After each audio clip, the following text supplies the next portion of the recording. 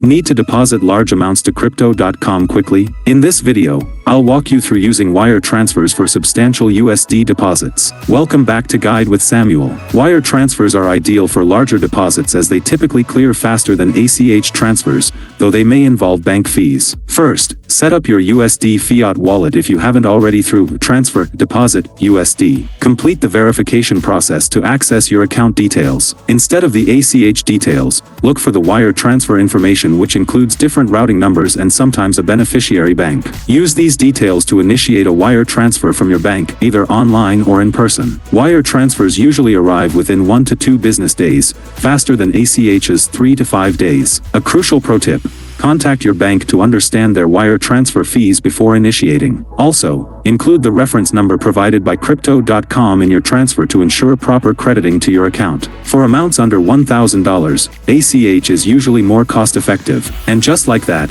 you're moving significant funds efficiently into the crypto space. Wire transfers provide the speed needed for time-sensitive trading opportunities. What's the largest amount you've moved via wire transfer to Crypto.com? Share your experience in the comments. Now let's explore NFTs. Watch our next video on how to buy NFT on Crypto.com marketplace. Thanks for watching.